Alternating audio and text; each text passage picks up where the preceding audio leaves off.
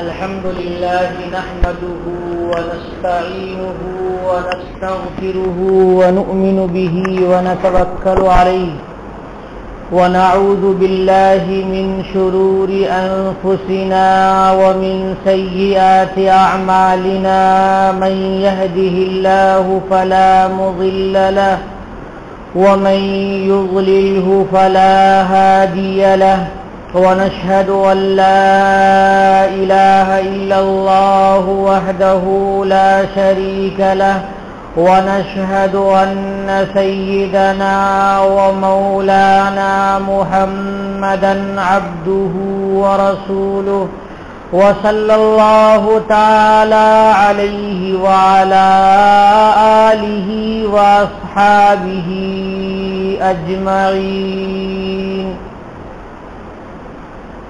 أما بعد فقال رسول الله صلى الله عليه وسلم لا تجعلوا بيوتكم مقابر إن الشيطان ينفر من البيت الذي يقرأ فيه سورة البقرة. وقال رسول الله صلى الله عليه وسلم لا حسد إلا على اثنين رجل آتاه الله القرآن فهو يقوم به آناء الليل وآناء النهار ورجل آتاه الله مالا فهو ينفق منه آناء الليل وآناء النهار. متفق علیہ. محترم حضرات،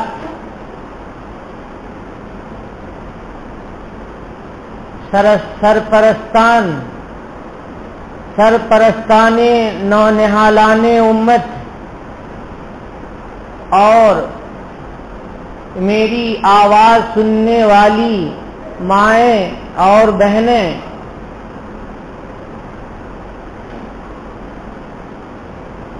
کل میں نے ایک مضمون شروع کیا تھا کہ اپنی اولاد کی تربیت پر ہمیں توجہ دینی چاہیے، لیکن وقت کچھ زیادہ ہو گیا تھا، اس لیے میں نے بیچ میں مضمون کو روک دیا. آج کا مضمون کل کے مضمون سے آپ مربوط سمجھیں، کنیکٹ سمجھیں. ہم مسلمان ہیں تو ہمیں کبھی بھی اللہ کو نہیں بھولنا چاہیے. جس وقت ہم نے اللہ تبارک و تعالیٰ کو بھلا دیا، وہ وقت ایسا گزر گیا کہ جیسے ایمان سے کوئی فائدہ ہمیں حاصل نہیں ہوا. حالت کے لحاظ سے بھی اللہ کو ہمیں یاد کیے رہنا ہے. یہ ذکر حالی ہے، جیسا کہ میں نے گزشتہ بتایا تھا، اور اپنی زبان سے بھی اللہ تبارک و تعالیٰ کو یاد کرنا ہے. یہ ذکر قولی ہے، یعنی زبان سے اللہ کو یاد کر لینا. تو ہمیں اپنی اصلاح کی طرف توجہ دینی چاہیے اور اپنی اولاد کی اصلاح کی طرف توجہ دینی چاہیے. جیسے کہ کل میں نے ایک قرآن پاک کی نہایت ہی اعلیٰ قسم کی اور معانی سے بھرپور آیت میں نے تلاوت کی تھی. اللہ تبارک و تعالیٰ نے ارشاد فرمایا، یا ایھا الذین آمنو، اے مسلمانوں، قو، بچاؤ، انفسکم، اپنے کو، واہلیکم، اور اپنے گھر کے افراد کو، نارن، جہنم سے. اپنے کو بھی جہنم سے بچاؤ اور اپنی اولاد کو بھی جہنم سے بچاؤ. کیسے بچائیں گے؟ یعنی جہنم کے اسباب سے اپنے کو بچاؤ اور جہنم کے اسباب سے اپنی اولاد کو بچاؤ، گناہوں سے اپنی اولاد کی حفاظت کرو اور اپنی ذات کی حفاظت کرو۔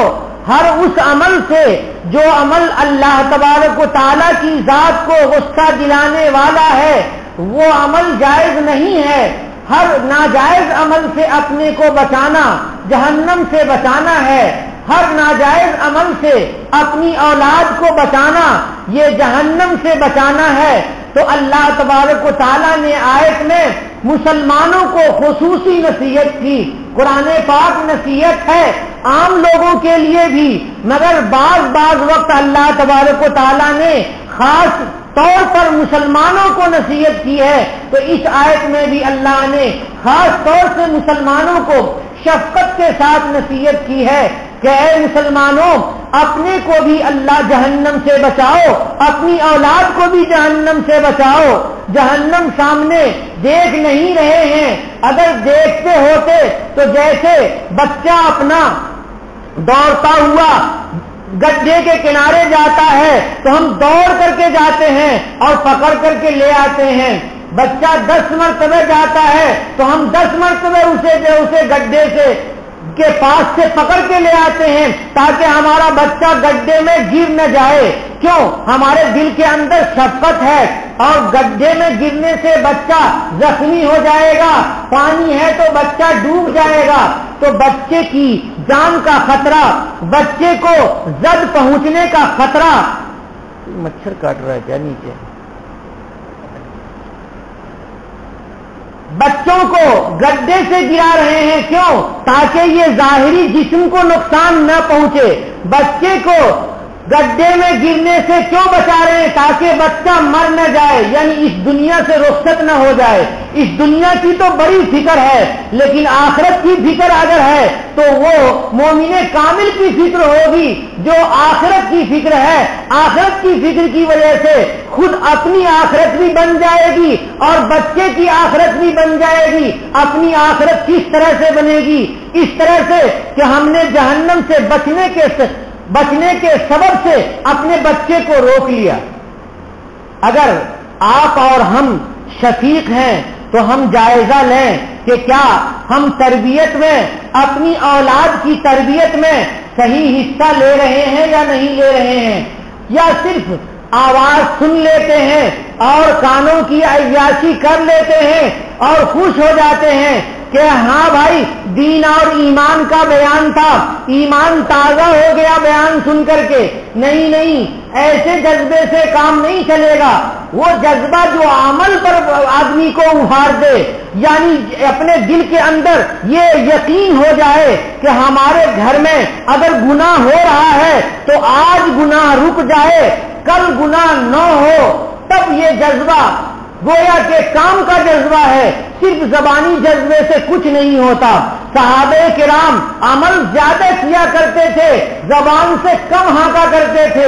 آج افسوس کا عالم ہے کہ ہم اپنی زبان سے تو زیادہ ہانکتے ہیں، جمع خرچ دکھاتے ہیں، لیکن ہم عمل کے راستے میں اور عمل کے ڈگر پر اتنے کامیاب نہیں ہیں جتنے کامیاب ہمارے اسلاف تھے، جتنے کامیاب صحابہ اور تابعین تھے۔ ہماری زندگیوں میں دوری کس چیز سے پیدا ہو رہی ہے؟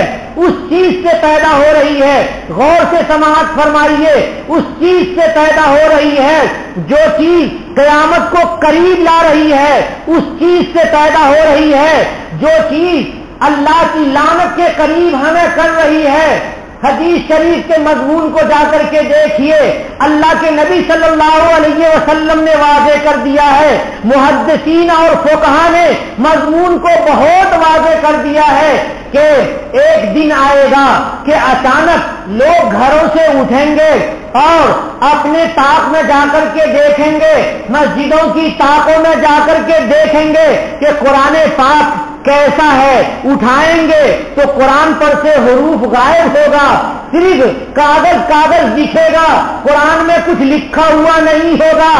آدمی نے اپنے موبائلوں میں رکھا ہوگا قرآن، لیکن وہ اس کے حروف اڑ جائیں گے، سافٹ ویئر بالکل کام نہیں کیا ہوا ہوگا، وہ ایپس ختم ہو جائے گا۔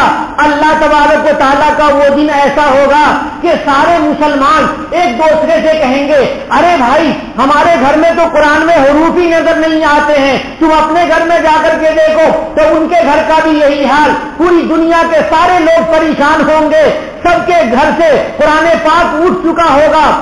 کیوں اٹھ چکا ہوگا؟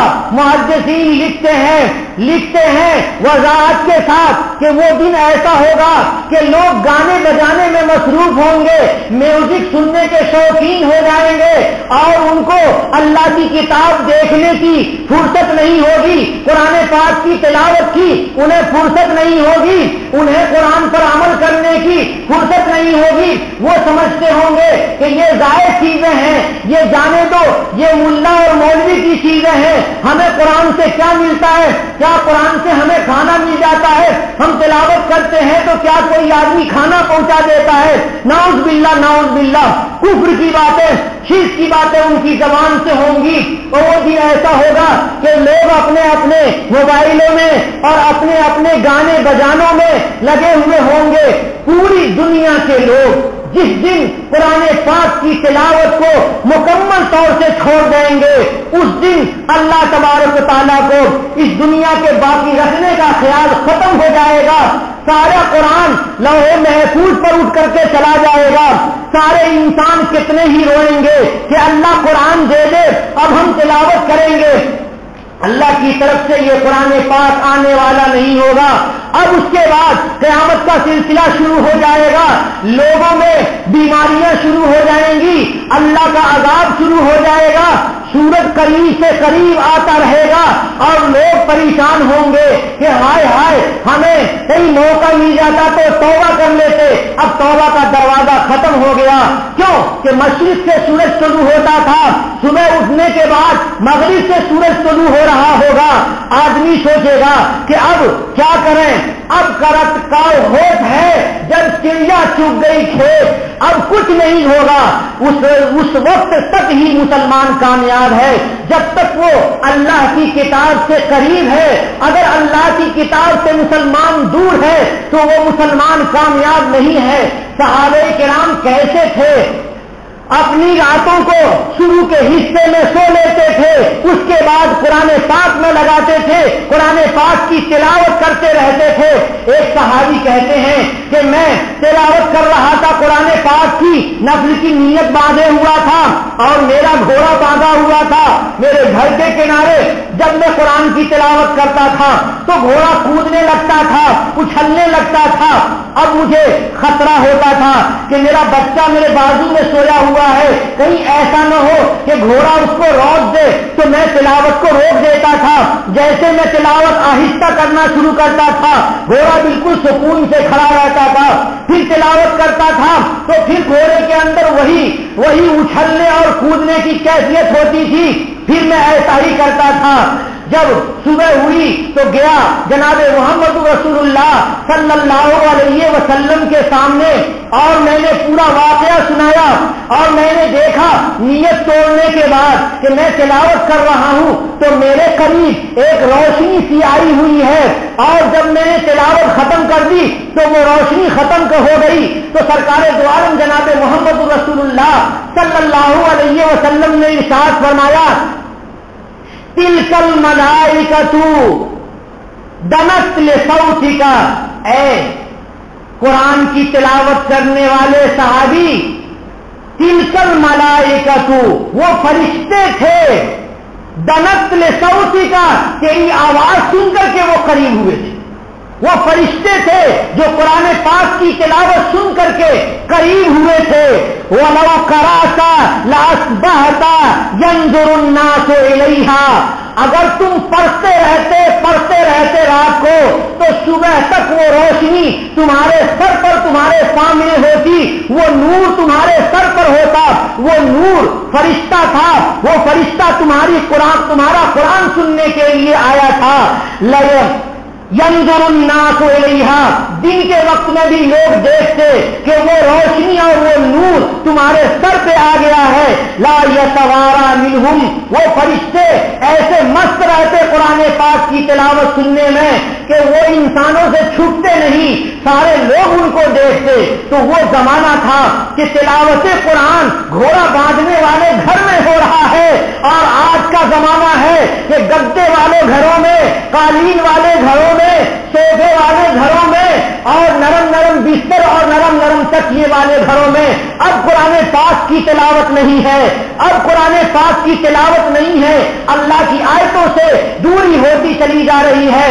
हालांकि अल्लाह के नबी जनाब मोहम्मद रसूलुल्लाह सल्लल्लाहु अलैहि वसल्लम ने इरशाद फरमाया, ला तजअलू बयूतकुम मकाबिर, तुम अपने घरों को कब्रिस्तान न बनाओ। कब्रिस्तान का मतलब लिखा है कि तिलावत न करने की वजह से, इबादत न करने की वजह से, नवाफिल न पढ़ने की वजह से, सजदे न करने की वजह से घर मुसलमान का होने के बावजूद वो घर नहीं है, वो कब्रिस्तान है, वो शहर खमूशा है जो आपकी मस्जिद की दाहिनी और बाईं और किबले की तरफ है।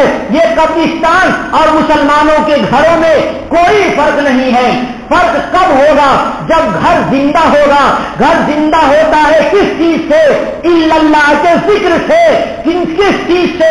कुरान पाक की तिलावत से। किस चीज से? नमाज से, नफलें पढ़ने से। आज हमारे घरों में कुरान पाक की तिलावत नहीं है। आज हमारा घर इबादतों से वीरान हो गया है। इस वीरानी की वजह से पेशिनगोई सुनिए कि हुजूर के पेशिनगोई के मुताबिक हमारे घर कब्रिस्तान हो गए हैं। फरमाया नबी करीम सल्लल्लाहु अलैहि वसल्लम ने, इन्न शैताना यनफिरु मिनल बैतिल्लज़ी युक़रअ फ़ीहि सूरतुल बक़रा, शैतान उस घर को छोड़ के भाग जाता है जिस घर में सूरह बकरा की तिलावत होती है। किस घर में सूरह बकरा की तिलावत हो रही है? आज किसी के घर में सूरह बकरा की तिलावत नहीं हो रही है। आज शयातीन हमारे तकिए और हमारे बिस्तर के साथ लेटते हैं, हमें खबर नहीं होती है।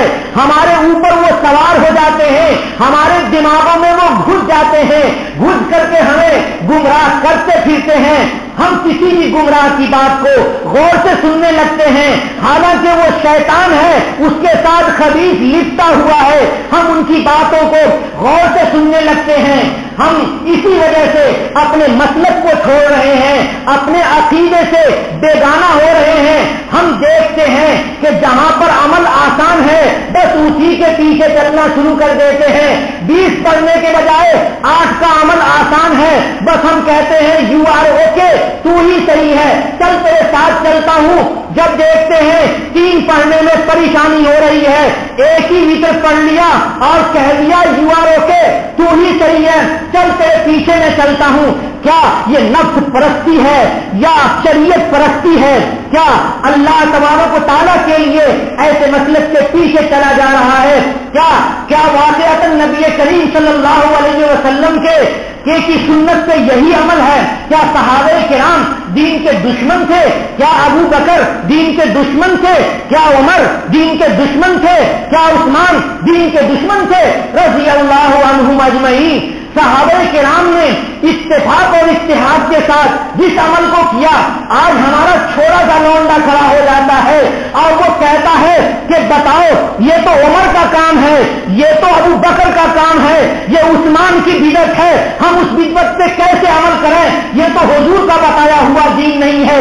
आज तू पैदा हो गया तो हुजूर की हदीस को समझने लगा, और वो सहाबी कि जिन्होंने अपनी जान की कुर्बानी हुजूर के साथ दी, जिन्होंने अपने खून को हुजूर के साथ पेश किया, जिन्होंने जिहाद में हुजूर के आगे भी लड़े, पीछे भी लड़े, दाएं भी लड़े, बाएं भी लड़े, शहादत के शौक में उन्होंने पूरी जिंदगी बिता दी। क्या उन्होंने हदीस को नहीं समझा था?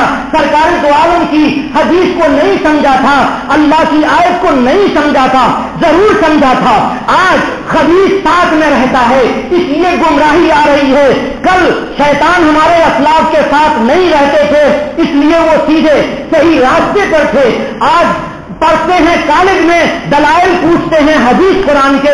اگر حدیث قرآن پاک پڑھو اس کے بعد دلائل تمہیں سمجھ میں آئیں گے, ضرور سمجھ میں آئیں گے.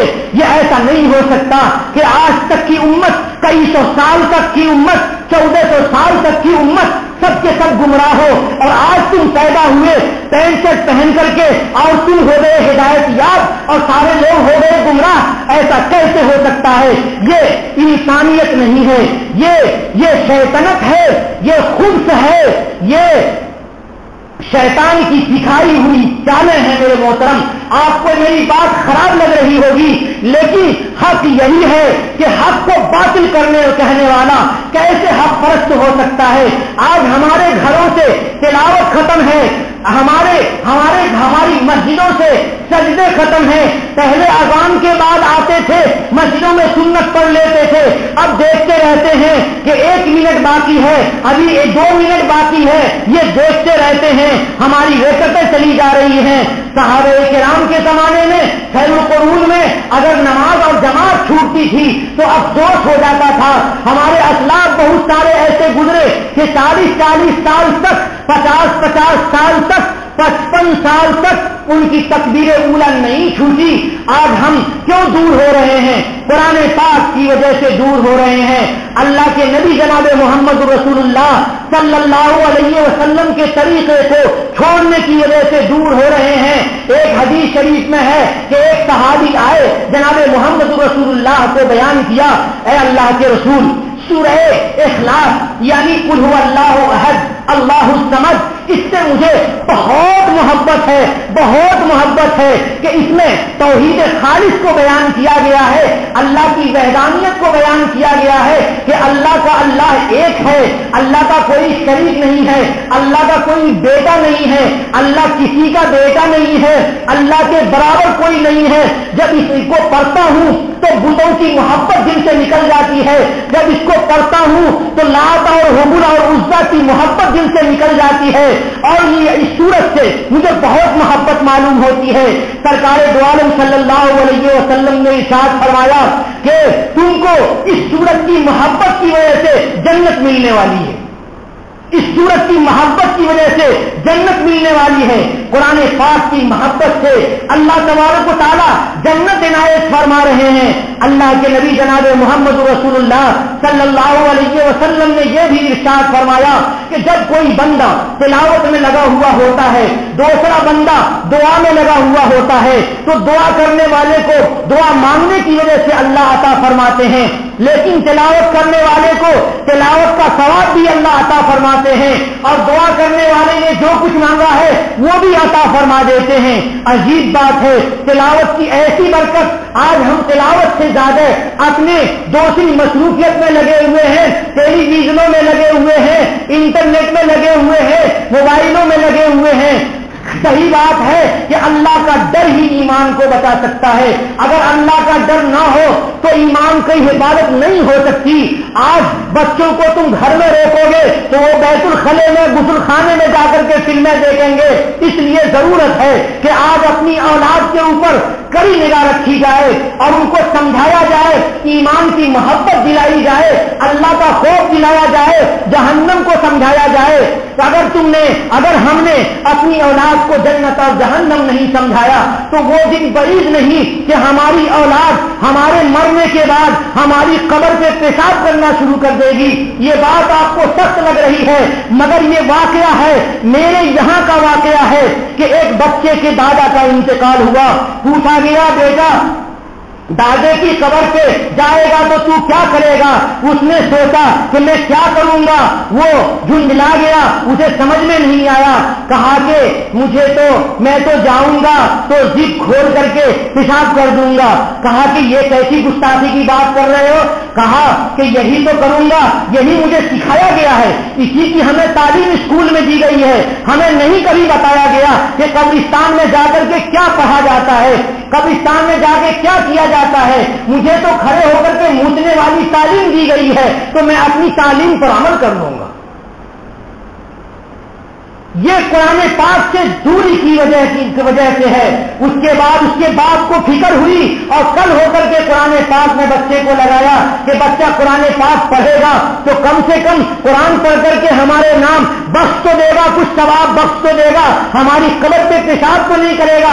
ارے وہ بچہ تھا اور سچا تھا, اس نے تو بول دیا کہ میں یہ کروں گا, لیکن بہت سے ہیں وہ بولتے نہیں ہیں. مر گیا باپ, اپنی موت سے مر گیا, اور کتنا اس کا خرچہ ہوگا کفن دفن میں, وہ خرچہ اس کو ادا کر دیا گیا. اور وہ بہت سے واقعات ایسے پیش آئے ہیں کہ جنازے میں بیٹا شریک نہیں ہوا ہے, کفن دفن میں بیٹا شریک نہیں ہوا ہے. کیوں کہ بیٹے کو فرصت نہیں ہے. تعلیم ایسی دی گئی جس میں بچے کو فرصت نہیں ہے, بچے کو غرض ہی نہیں ہے کہ باپ کیا ہوتا ہے. ارے جب قرآن پڑھے گا تو اس میں لکھا ہوا ہے وَقَضَىٰ رَبُّكَ أَلَّا تَعْبُدُوا إِلَّا إِيَّاهُ وَبِالْوَالِدَيْنِ احسانا, کہ وہ جو پڑھے گا کہ صرف اور صرف خدائے وحدہ لا شریک لہو کی عبادت کرو. اور سنو, اللہ کی عبادت کے بعد جو دوسرا درجہ ہے وہ ماں باپ کا درجہ ہے, تو وہ سہم جائے گا, وہ لڑک جائے گا, وہ نافرمانی نہیں کرے گا. آج ہماری اولاد نافرمان ہو گئی ہے, منہ پہ ہمارا جواب دے دیتی ہے, اور کبھی ایسا ہوتا ہے کہ ہم ہاتھ اٹھاتے ہیں مارنے کے لیے تو اولاد ڈنڈا اٹھا دیتی ہے مارنے کے لیے. ہم سمجھاتے ہیں ادھر, اولاد جاتی ہے ادھر. یہ کیوں ایسا ہو رہا ہے؟ یہ اس لیے ہو رہا ہے کہ ہم نے اسلام کی ڈگر سے, سنت کی ڈگر سے, سرکار دو عالم جناب محمد رسول اللہ صلی اللہ علیہ وسلم کے کھینچی ہوئی لکیر سے اپنے کو دور کر لیا ہے. ہمارے دل میں ایمان کی محبت نہیں, ہماری اولاد کے دل میں بھی ایمان کی محبت نہیں. حالانکہ جب دل کے اندر یقین ہو کہ قرآن پاک کی تلاوت سے کیا بھلا ہوتا ہے, قرآن پاک ناظرہ پڑھا دینے سے کیا فائدہ ہوتا ہے, حفظ پڑھا دینے سے کیا بھلا ہوتا ہے, تو ہم غور کریں گے, اللہ کے نبی صلی اللہ علیہ وسلم کی احادیث کو تلاشیں گے اور دیکھیں گے. تو سنیے ایک واقعہ کہ ایک آدمی تھا, اس کو ایک بچہ پیدا ہوا, انہیں بچے کو مکتب میں رکھ دیا. مکتب میں بچے نے بسم اللہ الرحمن الرحیم پڑھا, قرآن پاک کی تلاوت کی, وہ مر گیا. اس کے نام اعمال میں کوئی عمل نہیں تھا نجات دینے والا. کسی نے خواب میں دیکھا کہ جا تیری مغفرت ہو گئی, کسی نے خواب میں دیکھا کہ اس نے کہا کہ مجھے کہا گیا کہ جا تیری مغفرت ہو گئی. کیوں کہ تیرے بچے نے مکتب میں بسم اللہ شروع کیا ہے اور اللہ کو رحمان کہا ہے, اللہ کو رحیم کہا ہے. جب وہ بچہ کہہ رہا ہے کہ میں اللہ کے رحمان کے نام سے قرآن پاک شروع کر رہا ہوں, اللہ رحیم کے نام سے میں تلاوت شروع کر رہا ہوں, تو اللہ کی رحمت جوش میں آ گئی ہے, اور اللہ تجھے جہنم کا مستحق ہونے کے باوجود اللہ تجھے نجات دے رہا ہے. یہ تو ناظرہ پڑھ کر کے پڑھنے کی وجہ سے اللہ تبارک و تعالیٰ کی رحمت آ گئی.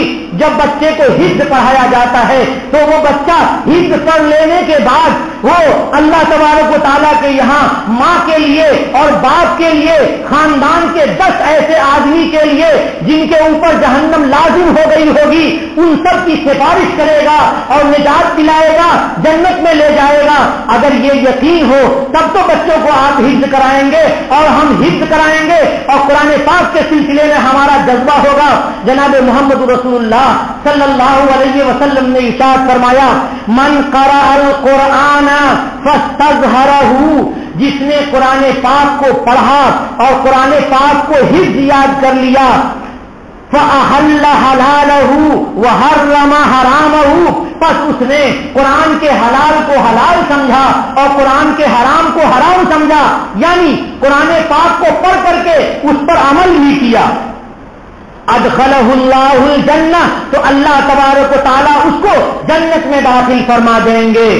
وشفعہ فی عشرۃ من اہل بیتہ, اور اس کی سفارش قبول فرمائیں گے 10 ایسے آدمی کے بارے میں جو ان کے خاندان کے ہوں گے. کلہم قد وجبت لہ النار, ان سب پر جہنم لازم ہو گئی ہوگی, جہنم کا عذاب لازم ہو گیا ہوگا. ان سب کو نجات دلا دے گا وہ بچہ اگر اس نے حفظ کیا ہوگا اللہ کے لیے, اگر حفظ کیا ہوگا अमल करने के लिए अगर हिफ्ज किया होगा अल्लाह रब्बुल इज्जत की जन्नत हासिल करने के लिए, तो उनके दुआ अल्लाह कबूल फरमाएंगे, सिफारिश अल्लाह कबूल फरमाएंगे।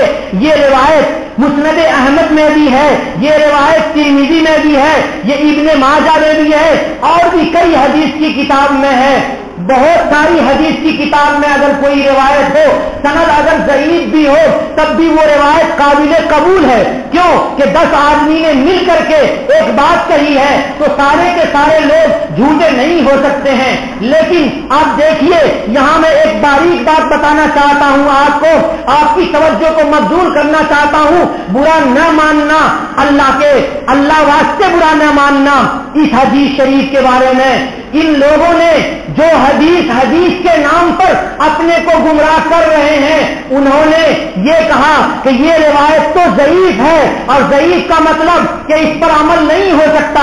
मेरे मोहतरम, ज़ईफ का मतलब ये नहीं होता है, मौजू का मतलब होता है कि इस पे अमल नहीं हो सकता। वो लोग ज़ईफ को भी मौजू समझ लेते हैं और वो समझते हैं कि इसकी कोई हैसियत नहीं है, कोई हकीकत नहीं है। अब ये लिख लिख करके मजमून फैला रहे हैं कि देखो, बच्चों को हिफ्ज पढ़ा करके कोई फायदा नहीं। क्यों फायदा नहीं? क्योंकि तुम्हें जन्नत नहीं मिलेगी, क्योंकि इस रिवायत तो ज़ईफ है। 10 लोगों को की सिफारिश हाफिज कैसे करेगा? ये रिवायत ज़ईफ है, इसलिए जन्नत नहीं मिलेगी। अब ये चीज पर्चों में लिख लिख करके बांट रहे हैं। हमारे देवबंद में भी लोगों ने बांटा। किस लिए बांटा? ताकि हिफ्ज से बच्चे दूर हो जाएं।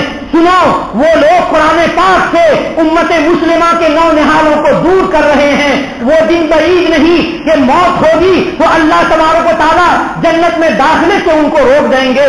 हो सकता है, क्योंकि उम्मत इसी जज्बे के तहत, अल्लाह की रजा हासिल करने के तहत, जन्नत को हासिल करने के तहत ये अपने बच्चों को हिफ्ज में लगा रही है, और ये कौम हिफ्ज में से बच्चों को रोक रही है। क्या मतलब है इसका? इसका ये मतलब है कि अल्लाह की आयतों से जो मोहब्बत है उम्मत मुस्लिमा के दिलों में, इन मोहब्बत को कम करना, इन मोहब्बत के का कम करना कोई मुखलिसाना काम नहीं हो सकता है। जब जरूर भी जरूर इसके तहत कोई प्लानिंग है, इसके तहत कोई साजिश है कि एक तरफ तो नाच गाने हर बच्चे के हाथ में दिया जा रहा है, दूसरी तरफ कुरान के हिफ्ज से बच्चों को रोका जा रहा है। आखिर दुनिया को किस तरफ ले, उसकी किस रुख से दुनिया को किया जा रहा है, ये उनकी नीयतों को खबर है। अल्लाह तबारक व तआला के यहां उनको मालूम होगा कि उनको क्या करना चाहिए। मेरे मोहतरम, ये तो तिलावत कलाम पाक के सिलसिले में मैंने आपके सामने बातें रखी, मगर सिर्फ यही नहीं है कि अपनी औलाद की सिर्फ एक ही रुख पे आप तवज्जो डालें। अपनी औलाद के लिए, उनको सुन्नत की पैरवी के लिए उनके दिल में ईमान की मोहब्बत, हुजूर की मोहब्बत डालना जरूरी है। और चंद चीजों के लिए आप तवज्जो दें। मसलन अपनी औलाद को ये समझाएं कि तस्बीह पढ़ने से सवाब होता है। हमारी औलाद तस्बीह से दूर हो रही है और खुराफात में लग रही है। अपने को भी तस्बीह से करीब करें और अपनी औलाद को भी तस्बीह से करीब रखें। यहां भी याद रखिए, कुछ लोग कहते हैं कि हाथ में जो तस्बीह लेते हो ये कहां से साबित है? अरे हमको साबित करने की क्या जरूरत है? हम तो अल्लाह का नाम ले रहे हैं, इसको पूछो कि ये साबित है या नहीं। हम तो अल्लाह को एक कह रहे हैं, अल्लाह की निजाहत, अल्लाह की सफाई और पाकी बयान करते हैं, वो सही है या नहीं? ये तो गिनने के लिए हमने बना लिए हैं, ये हुजूर ने बना करके हमें नहीं दिए हैं, हमने तो अपनी सहूलत के लिए उसे बना लिए हैं। इसके साबित करने की क्या जरूरत है? ये तो मुज़क्किरा है, याद दहानी के लिए है, ये तो रिमाइंडर है। रिमाइंडर के माने याद दिलाने वाली चीज, ये तो याद दिलाने के लिए लोगों ने अपने तौर पे बना लिए हैं। वो कहते हैं अपने तौर पे बना लिया तो हो गया शिर्क। अरे शिर्क नहीं होता है। अगर शिर्क हो तो तेरा पैजामा बांधना भी शिर्क हो जाएगा, लुंगी पहनना भी शिर्क हो जाएगा और हर चीज शिर्क हो जाएगी। कैसे ऐसे कैसे कैसे शिर्क हो जाएगी? शिर्क की हैसियत और हकीकत तो बहुत बारीक है, ये तो अहले इल्म समझ सकते हैं। हर इंसान कैसे कैसे कैसे हर चीज को शिर्क कह देगा और कैसे हर चीज में शिर्क आ जाएगा, ऐसा नहीं होता। इसलिए अपने को भी तस्बीह से करीब करना, अपनी औलाद को भी तस्बीह से करीब करना जरूरी है। इसी तरह से हम देखते हैं कि नौजवान बगैर सुन्नत के भाग लेते हैं, जुमा को भी जल्दी से भाग लेते हैं और जुमा के अलावा भी नमाज की सुन्नतों को छोड़ छोड़ करके भाग जाते हैं। अरे भाई, कहां भाग रहे हो? अल्लाह के घर से भाग रहे हो, किसकी तरफ भाग रहे हो? अपने कामों में भाग रहे हो। वो काम आने वाला नहीं, काम आने वाला तो अल्लाह ताला का काम है, अल्लाह की इबादत काम आने वाली है, कोई और चीज काम आने वाली नहीं। इसलिए सुन्नतों को हरगिज नहीं छोड़ना चाहिए। मिसवाक की भी पाबंदी करनी चाहिए। यहां पर आप याद रखें, आपका मैं थोड़ा सा वक्त लूंगा, नाराज न होइएगा, इसलिए कि आज मिसवाक की जगह में बरस इस्तेमाल करते हैं और बरस में हम पेस्ट इस्तेमाल करते हैं। अजीब बात हो गई, अरब उलमा ने कह दिया कि ये जो बरस है ये मिसवाक के बराबर है, जो सवाब मिसवाक करने में होता है वही सवाब बरस करने में हो जाएगा। अरब के उलमा का जहन वहां नहीं पहुंचा जहां हिंदुस्तान के उलमा का जहन पहुंचा। हिंदुस्तान के फोखा ने बरस के तैयार होने के बाद लिखा कि हाँ, मिसवाक के दो काम हैं। गौर से सुनना भाई, मिसवाक के दो काम हैं। एक काम है दांत साफ करना, दांत की बदबू खत्म करना। दूसरा काम है, दूसरी खुसूसियत है दरख्त की टहनी का होना, यानी मिसवाक दरख्त की टहनी होती है, दरख्त का हिस्सा है, वो मिसवाक सुन्नत है। यहां पर मिसवाक के दो काम में से एक काम तो हो जाता है मगर दूसरा काम नहीं होता है, यानी दरख्त का हिस्सा वो नहीं है। जब दरख्त का हिस्सा होगा तब मुकम्मल सुन्नत अदा होगी। यहां पर तो आधी सुन्नत अदा हुई और आधी सुन्नत रह गई। इसलिए कोशिश ये करनी चाहिए कि हम मिसवाक करें। क्यों भाई? इसलिए मिसवाक करें कि ये जो हम पेस्ट करते हैं पता नहीं वो क्या है। एक मर्तबा तो व्हाट्सएप पे दिखलाया कि कोलगेट में खिंजीर के गोश्त का हिस्सा मिलाया गया है। अब जब से मुझे मालूम हुआ तब से मैंने कोलगेट को छोड़ दिया और उससे बहुत ज्यादा मैंने दूरी इख्तियार कर ली। एक मर्तबा आया कि लाल मंजन में कोई चीज ऐसी मिलती है जो किसी सेहत के लिए बहुत नुकसानदेह है। अब मैंने लाल मंजन को भी बहुत ही कम कर दिया। अब करूं तो क्या करूं? तो हमने ये सोचा कि कुछ नहीं करना है, सुन्नत के करीब अपने को कर लेना है।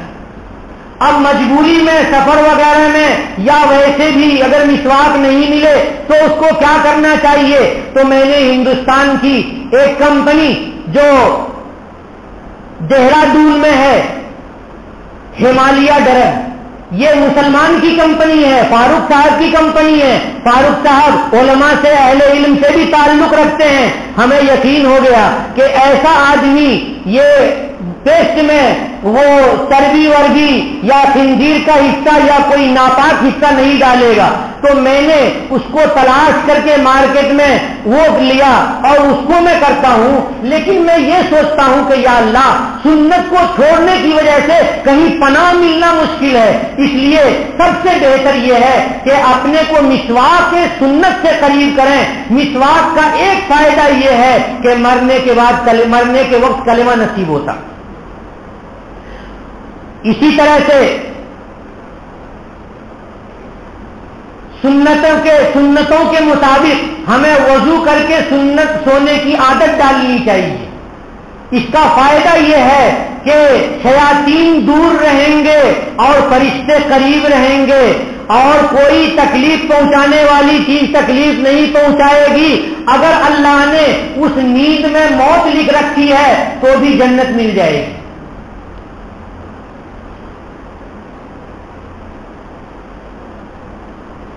हमें अपनी औलाद की तालीम पर भी तवज्जो देनी चाहिए। मसलन इम्तिहानात होते हैं, माहाना इम्तिहान या छमाही इम्तिहान या छठमाही इम्तिहान या सालाना इम्तिहान। हमारे पास बच्चों के रिजल्ट की कॉपी आती है तो हम उसको देखें और देख करके उसकी एक कॉपी अपने पास में रखें। کہ اگلا امتحان آ رہا ہے تو بچہ زیادہ نمبر لا رہا ہے یا کم نمبر لا رہا ہے. اگر زیادہ نمبر لا رہا ہے یا برابر نمبر لا رہا ہے تو اس کا مطلب یہ ہے کہ وہ ٹھیک چل رہا ہے. نہیں تو دیکھنا چاہیے کن کن ساتھیوں کے ساتھ رہتا ہے. ایسا تو نہیں کہ 2-4 مل کر کے اور اسکول میں بیٹھ کر کے گیم کھیلتے رہتے ہیں, فلم دیکھتے رہتے ہیں. آپ کے یہاں تو لیپ ٹاپ عام کر دیا گیا ہے تاکہ سارے بچے آرام سے فلم دیکھ سکیں. اس لیے ہمیں نگرانی کرنی ہے. ہمیں اپنے بچوں کو اگر اسکول میں پڑھانا ہے تو ایک چیز کا اور بھی خیال رکھنا ہے, تبلیغی جماعت سے بچوں کو لگا دینا ہے. اس کا فائدہ یہ ہوتا ہے کہ اسکول میں صرف ایک ہی راستہ ایسا ہے کہ آپ کا بچہ مسلمان باقی رہے گا, اور دوسرا کوئی آپشن نہیں ہے. میں نے یونیورسٹی میں رہ کر کے اور باضابطہ داخلہ لے کر کے کیمپس میں ہاسٹل میں رہ کر کے ہم نے دیکھا ہے کہ صرف اور صرف جماعت تبلیغ سے لگے ہوئے بچے پابندی سے نماز پڑھتے ہیں, دوسرا بچہ نماز نہیں پڑھتا ہے. حتیٰ کہ میں نے مولویوں کو بھی دیکھا کہ وہ نماز نہیں پڑھتے ہیں تو دوسرے بچے جا کے کہتے ہیں مولانا صاحب نماز فرض ہے. کتنے افسوس کی بات ہے. اس لیے اپنے بچوں کو جماعت سے, تبلیغی جماعت سے بھی قریب کرنا ضروری ہے تاکہ بچوں کے اندر اللہ کا خوف پیدا ہو. جو لوگ جماعت میں نکلتے ہیں ان کے دلوں میں اللہ کا خوف پیدا ہوتا ہے.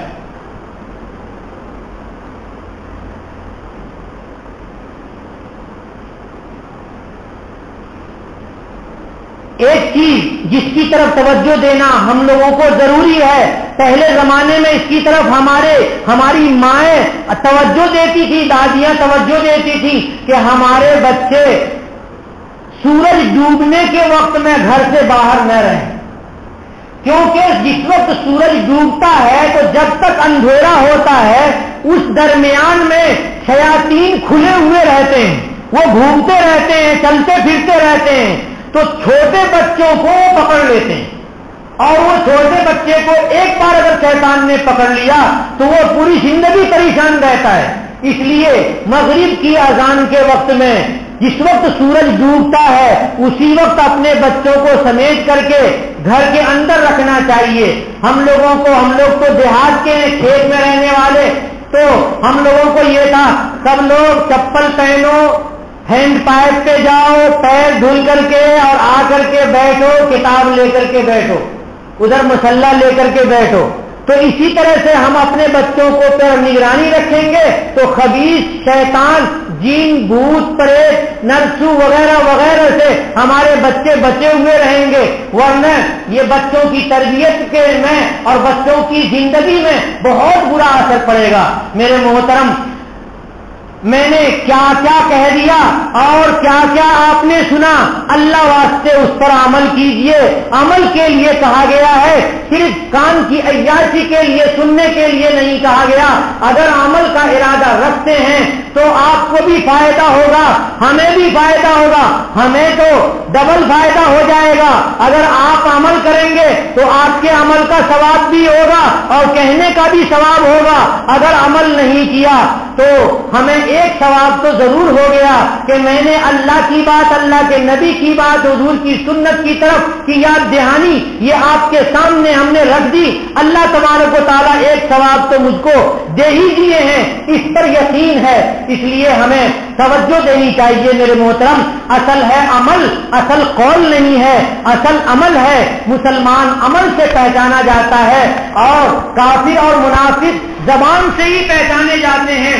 شرط زبانی منافق کے اندر ہوتی ہے اور مومن کے اندر عمل کی پختگی ہوتی ہے. اللہ تبارک و تعالی ہمیں پکا سچا عمل کرنے والا مسلمان بنائے. وآخر دعوانا الحمدللہ رب العالمین.